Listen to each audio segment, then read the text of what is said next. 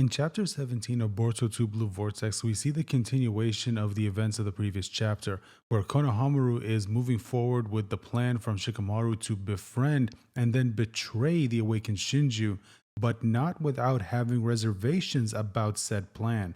We see Sarada still thinking about her conversation with Sumire about Boruto and a possible future fallout between Kashin Koji and Boruto.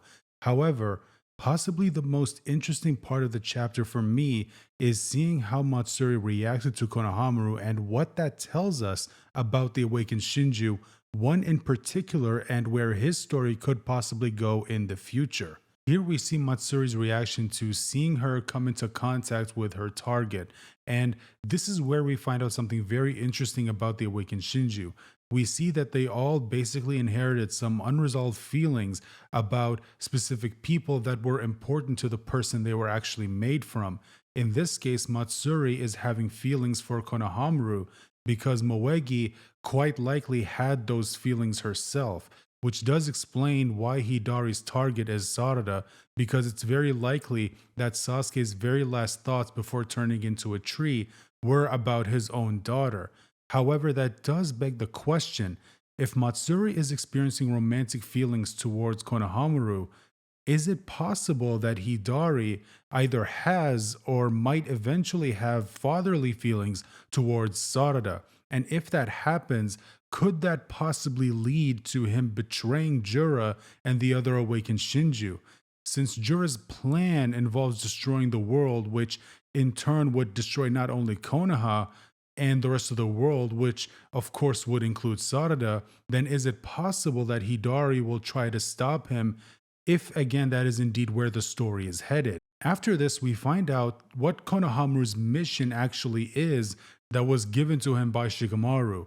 Here we cut back to the Hokage's office where Shikamaru is actually explaining the plan, and here we actually see him relating the awakened Shinju to newborn beasts, basically animals that are completely new to the world that they were born into. And because of that, they are not inherently good or evil. Now, that doesn't necessarily mean that they're not enemies. It just means that their actions don't make them inherently evil because, again, they don't fully understand why they are doing the things that they're doing or why do they feel the things that they feel.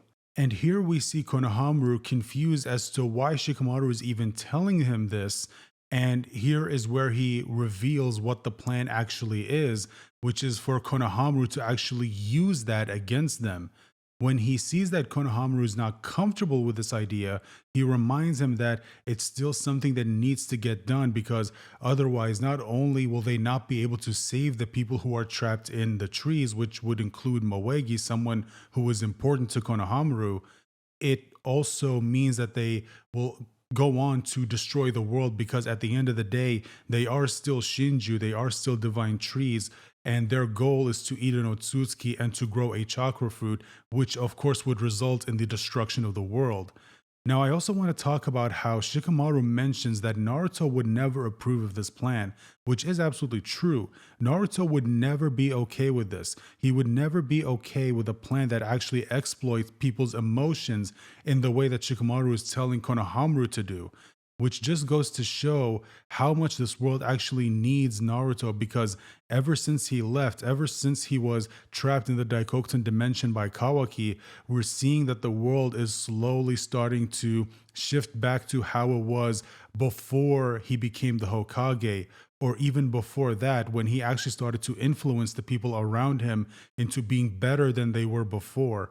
We're seeing the world basically going back to how it was before that started happening. And we're seeing them having the mentality that they used to have, which is to do whatever it takes for the mission, even if it means being asked to essentially do something you know you would never do.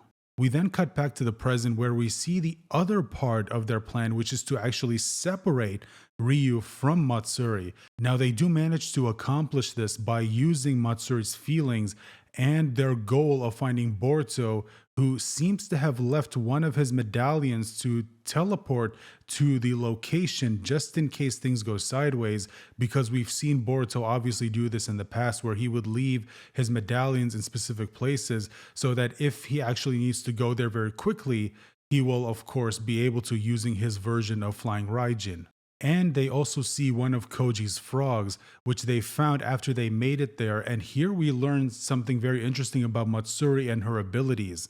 She reveals that she was able to discover this frog and the fact that Koji left it there because the trees relayed that information to her. Ryu understandably confused as to how there are trees in the desert, and she responds by revealing that the tree's roots are everywhere, yes, even under the desert, and she can actually communicate with them and they relay information to her, which means it's even more important to get rid of her first because of this ability that she has to communicate with the trees and they can tell her everything that's actually going on in the world. When they separate, we see Sarada and Mitsuki go with Ryu and Konohamaru stays with Matsuri, again according to the plan that Shikamaru gave them. When they were with Ryu, he reveals something very interesting.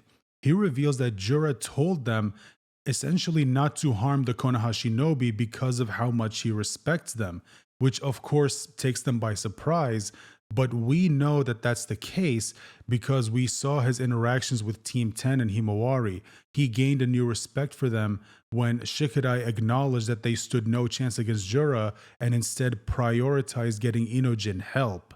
Now, Sarada during this encounter is showing no signs of allowing her emotions to affect the mission, since earlier we see her still affected by Sumere's words to her about Boruto and how she isn't thinking about Boruto and why he is doing the things that he's doing, why he is insisting on doing things alone, because Boruto obviously would have a reason for doing that, because she knows that Boruto normally has no problem relying on other people. So if Boruto is doing this on his own, there must be a reason for that.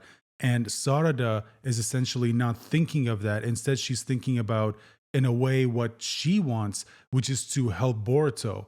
And thinking about that, she is now wondering what her own feelings towards Boruto might actually be. But as we stated, she's not allowing that to interfere with her ability to move forward with the mission. Now, after this, we cut to Boruto and Koji in their hideout where Koji is asking for updates from Ada. And Ada understandably worried because Mamushi might see her, which tells us that Mamushi is actually the only one who can see her when she uses her Senrigan. But Koji reassures her by telling her that he should still be in their hideout. And after telling him that they managed to separate them, he then tells Boruto that the next step in their plan is for Sarada and Mitsuki to take down Ryu, while Konohamaru takes out Matsuri. Now, Boruto, obviously worried about his friends, asks Koji how likely is it that this plan will fail. And Koji, after pausing for a bit, says that it's not that high, which of course doesn't fool Boruto, who after that demands to be given specific details on how high the chances are. But Koji tells him that no matter what happens, Boruto can't go to the battlefield because if he does, then Jura will show up and this time Boruto actually will die. After that, he tells Boruto that he is the only one they can't afford to lose, which essentially tells us that Koji is willing to do whatever it takes to keep Boruto alive because he believes that without Boruto, they can't win against the awakened Shinju. Now, this is where we are possibly seeing a future end to this partnership between Boruto and Koji, because we know Boruto is not okay with just letting someone die, especially if he knows he can actually stop it. Then we cut to Konoha and we see what Koji warned Shikamaru about in the previous chapter to be happening right now. Jura in a bookstore, and after being told about this, Shikamaru immediately warns everyone to stay away from him, not even choosing to evacuate any of the citizens, because if he did, then Jura absolutely would notice, which could possibly piss him off. Now, Jura being here is interesting because, one, it seems reading books and expanding his knowledge actually helps Jura evolve, which of course is not going to be good for the heroes of the story. But another thing is that we don't see Hidari. Last time Jura went to Konoha, he took Hidari with him, but now it seems like he's not here. Now, if he's not here and he's not in the Land of Wind, which would actually make sense because we know his target is Sarada and Sarada is there right now. But if he's not there, then it's possible he's at the base with Mamushi. But if he's also not there, then where is he? Now, the last thing we see in this chapter is Kawaki, of course, confronting Amato about removing the limiters on his powers. Now, Amato, of course, already knew this was going to happen since he did listen in on the conversation between Boruto and Kawaki, where Boruto revealed this information to Kawaki. Now, I'm wondering, what does Amato have planned for this situation? Since it seems like he has a plan for almost every situation he could possibly end up being in. Obviously, there are some exceptions, but maybe this is not one of them. He probably has something prepared for this situation in particular. Now, overall, I thought the chapter was pretty good. We did get some new information about the awakened Shinju. We get to see Shikamaru's approach to essentially resolving this conflict with their enemies and how it contrasts with what Naruto would have done if he was still here. Guys, let me know your thoughts on the chapter in the comment section down below. And if you enjoyed the video, you know what to do.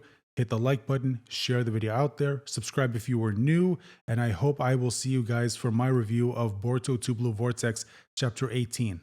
Bye for now.